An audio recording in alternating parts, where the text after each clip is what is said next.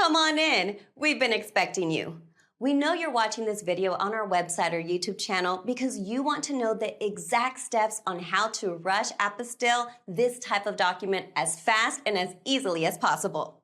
So buckle up, and here we go. Hi, if you're watching this video right now, it's probably because you're needing to understand where and how you can rush apostille a photocopy of an insurance card or insurance policy, which is considered a non-recordable document by the Texas Secretary of State. What will it cost? What is the current turnaround and processing times? And what are the exact steps you need to follow to place a Texas apostille order with us? First, all documents classified by the Texas Secretary of State as non-recordable documents, like photocopies of insurance cards or insurance policies, cannot be emailed or faxed to us by you to apostille. But there's one exception to this that we'll go over in a minute.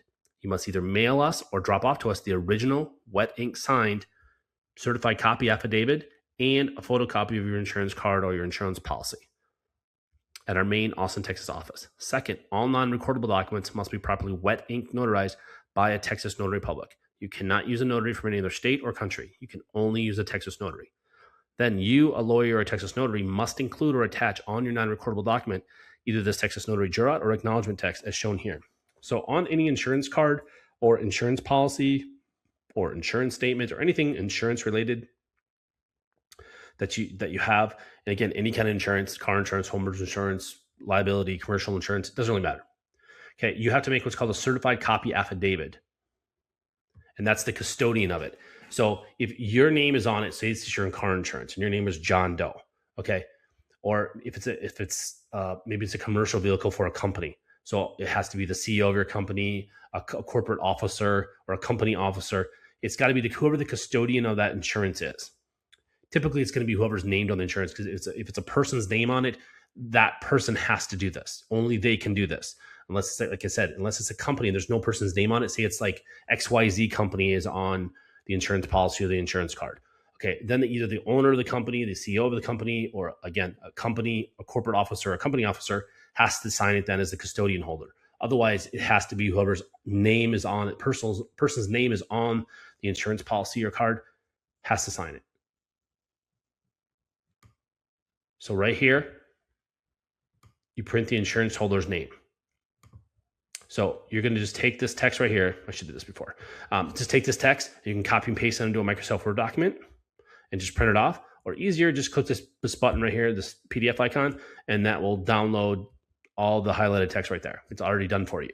All you got to do is download this PDF and print it out, and then you just fill it out. And again, you're going to print the full name exactly the way it is on the insurance policy or the insurance card, the insurance holder's name. Again, print, as we say here. People wrongly sign their name like cursive, and it's going to get rejected by the state. You have to print your name there. You sign your name right here. This is the insurance holder's signature. So the person's name who was printed right here has to sign their name right here in front of the notary. Okay, and this is important because the notary will mess this up all the time too. Right here, the notary has to print the insurance holder's name like we say, but the notary will make 2 errors or even 3 errors right here. The notary will print their name there. Your document's getting rejected if they do that. We've seen the notary sign their name right there. Your document's going to get rejected. And we've seen the notary have you sign it there, and your document's getting rejected. Okay, the only place the notary signs is right here. It's print your name, you sign here, they sign here. That's it. And then you make a photocopy. Doesn't matter if it's black and white or color. If you want to be safe, you just do a color copy. Every country in the world, no one is going to reject it if it's a color copy. And most countries don't ever require you to do a color copy. Usually it's black and white, but we have seen sometimes it has to be color. So if you want to be safe, just do a color copy, but it doesn't really matter. The Texas Secretary of State doesn't care. We don't care. And unless the country specifically asks you for a color copy, a black and white copy is going to be perfectly fine. You can also use a Texas e-notary, which is also called an online notary, virtual notary, or remote notary to notarize your document via Zoom if you do not currently reside in Texas or the US. In this scenario, you can use our Contact Us page to upload and send us your electronically signed and notarized document, so you never have to mail or drop off anything to us. And you can get to our Contact Us page 3 different ways from this page. You can click right here. You can click on her right here, or you can click right here.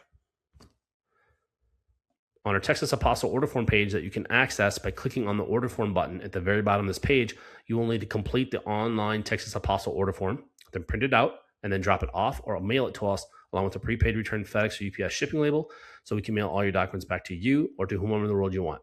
And again, if you do the electronic route, if you choose to do the electronic notarization, you don't have to mail or drop off anything to us. Then you're just going to go to our Contact Us page and you're going to upload 3 documents. The first document is a PDF of your electronically signed certified copy affidavit and a photocopy of your insurance card policy, or your insurance card or your insurance policy, I should say. 2 is a PDF of your prepaid return FedEx or UPS shipping label. And 3 is a PDF of our order form page. So when you go to our order form page, instead of printing it out to your printer and it prints out like a hard copy, instead you're going to go to your computer/printer options, and you'll drop down menu on your printer options, and it should say on your computer, it'll say save as PDF. So you can save the order form page as a PDF. You download that PDF, and then you're going to upload that on our Contact Us page. That's it. And then you don't have to mail us anything. You don't got to drive anywhere. You don't got to fly nowhere. And you can do this from anywhere in the world. It's that easy if you go the electronic route. Next is step 2, which is the shipping instructions. This is step 2. I'm going to go over how you're going to get documents to, and we're going to get documents back to you. So the shipping to and from, and how you have to create the shipping labels and what you have to do. So depending if you're getting a state, federal, or embassy level documents apostilled, or all 3. If you're going for example, a non-Hague country, you have to go through the legal, that's called the document legalization or attestation process. And if it's a state level document, like say a birth certificate for, let's say, Vietnam or Thailand, you'd have to get it done at the state level of Texas, then the U.S. Department of State, and then the embassy of that country. And that's the 3rd step. So I'm going to go over all that on how you have to do the shipping. So to get your documents to us, there's going to be typically only 2 ways. One, which is the easiest way and what we recommend to 99% of people, and that's you're going to overnight or mail your documents to our Austin address, which is on our order form page and on our shipping instructions. Or if you live in the Austin area, you can drop off your documents to us. Again, it does not speed up the process, which we go over in step 3. It does not speed up the process at all, mailing it or dropping off. It's not a walk-in service. You can't walk into our office and come out with it and getting an apostle. Apostles are only done at the Texas Secretary of State, U.S. Department of State in Washington, D.C., or a consulate or embassy of that foreign country, and we do all the legalizations in our D.C. office at all the foreign embassies in D.C., which is where 99% of all the world foreign embassies are located at. So I'm going to go through what you have to do. So if you're going to mail your documents to us, please do not use the post office. Do not use the United States Post Office. They lose documents constantly. They lose billions of dollars for a reason every year. They are incompetent. They're unreliable. Do not use them. Do not mail your documents to us or have us mail them back to you, because it's usually the tracking is horrible. We recommend only to use FedEx, but if you want FedEx or UPS, or if you're in Europe or in South America or Central America, I know it's big down there in those countries, is DHL. But again, the most reliable and who we recommend, and we ship with them every single day, and we ship up tens of thousands of documents, and we have clients on 6 continents, haven't got Antarctica yet, it's FedEx. They are by far the most reliable. If you want your documents not to be damaged or lost, they are the most reliable, and they are the cheapest if you're using documents in the US by far. And I'll give you an example. We ship to our DC office from Austin, Texas. So the middle of Texas, all the way as far as you can possibly go across the country until the Atlantic Ocean to Washington, D.C. It costs us $10.95 to 2-day FedEx a documents to our DC office. If we use UPS, same turnaround time, it's over $40. If we use the post office, it's over $20. It's like $23. It's over twice.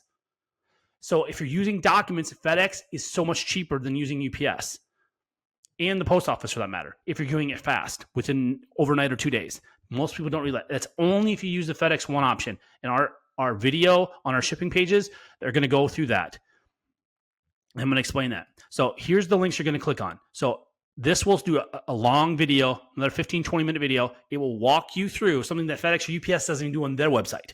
We have screenshots and a video walking through the screenshots on how you can create a prepaid return shipping label on FedEx.com or UPS.com from anywhere in the world. So I don't care where you live in the world, you can go online and you can create a prepaid shipping label, and then you can print that out and mail that to us, or you can download it and email the PDF that they give you. It's only a PDF. You cannot give us shipping labels in a Word document or a GIF or a JPEG or whatever it is. You need the original PDF that both UPS and FedEx will give you. when you create it, and you click on these links right here, and they'll show you a video and walk you through screenshots on how you have to do that anywhere you want. Okay. And then if you're doing internationally, you have to do what's usually called a customs invoice or customs receipt that you have to do. You click on these ones, this one for FedEx and this one for UPS, and we already have a pre-filled out for you template that you just got to fill out and then sign your name and date and put the date on it. That's it. It's already done for you. Again, depending on the country, they don't normally need this, but we always do it just in case. We tell you to do it if you're shipping internationally, for shipping your document from the US to another country. For example, Mexico doesn't really care that much, but you can do it anyways, but they don't really care with FedEx. But a lot of the other countries in the world, to get through customs, you're going to make sure you're going to want to have that. Okay. And then the other big thing is you cannot put our name on the shipping label. Let me repeat myself. You cannot put our name, phone number, or address anywhere on your shipping when we're shipping it back to you. That's the shipping to you. So we've apostilled your document, and now you want it to return to you or to a law firm or to another country or a friend or family or coworker or a company or government entity, wherever you want us to send it. You're creating a prepaid shipping label.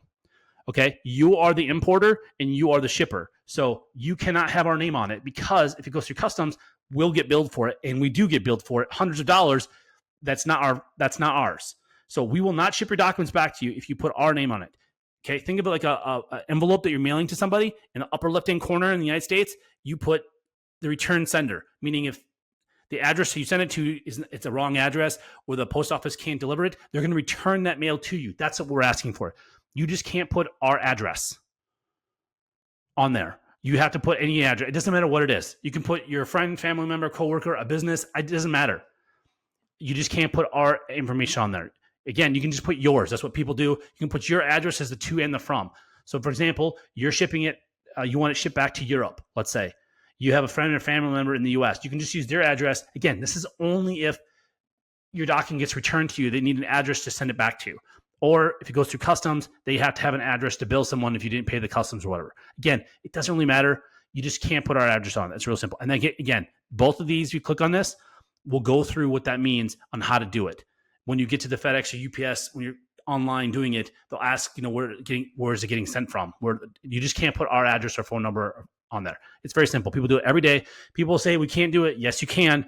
You're just not doing it right. Just follow our directions. Do it online. Don't walk into FedEx or UPS store to try to do this, because a lot of times those people don't know what they're talking about.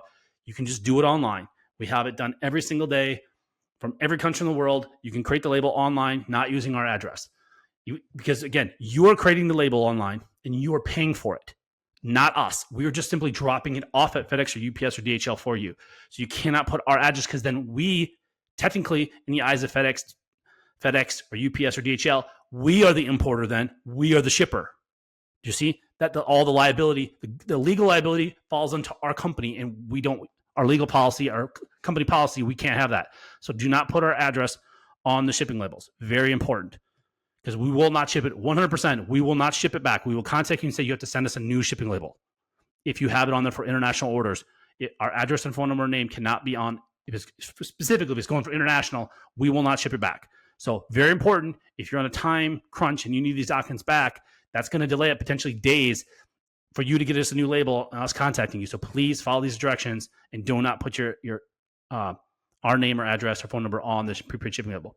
So yeah, that's basically it on shipping. It's, again, very simple. You just give us, again, if you're going to drop off documents to us, make sure you can also drop off to us, and then you can also give us a prepaid shipping label, and we'll ship them back to you. So you drop them off. You don't mail them to us, but you drop them off to us, but you want to mail them back to you. A lot of people do that as well. So you go online, create the shipping label, and when you drive to our Austin locations, you drop off your documents, and then the same day, the next day, 2 days, as we go over in step 3, how long it takes the Secretary of State to issue them, or the federal government, or the embassy, then we'll ship it back to you. So that's about it. Thanks. This is step 3. I'm going to go over the current pricing that we have, and if you're going to drop off documents to us, and our turnaround times that are as of today, November 30th, 2025. So if you're going to drop off documents to us, what you're going to need to do is you're going to need to print off our order form that you do online, which you're going to click down here, right here. By clicking this, you'll go to our order form page, and that's what you're going to fill out online and then print it out. And there's another video there that will go through how to fill out the order form and all that stuff. So if you're going to mail your documents to us, which is what most people do, you print out our order form, and then you send that along with your documents like we state in step 2, you send it to us. If you're going to drop off your documents to us in person, which does not speed up the process, and I'm going to go over that, if you're going to drop it off in our Austin office, which is the only location, not Houston, not Dallas, only our Austin office, you can drop it off, your documents. So if you live in the Austin area, you need to print off our order form and then bring that in along with your documents. And then I'm going to go over right now our cutoff times. So for same day service, what that means is we're going to file your legal documents with the Texas Secretary of State if we get your documents by 12 p.m. Central Standard Time, Monday through Friday, excluding any major federal or state holidays. So whenever the Secretary of State is open, and they're actually closed more days than just the federal and state, like for 4th of July this year, they closed the Monday after 4th of July. That wasn't a federal holiday. And they closed this week, Wednesday, before Thanksgiving, and that was not a federal holiday. Or Black Friday, they are closed as well. That's not a federal holiday, but they're closed. So they're closed for 3 days this week. And they'll be closed for 3 days for Christmas, they've already announced. The day before Christmas Eve Day. So Christmas Eve Day, which is not a federal holiday. So whenever they're closed, we cannot file your document. Just make sure you know that so you're aware with the turnaround times.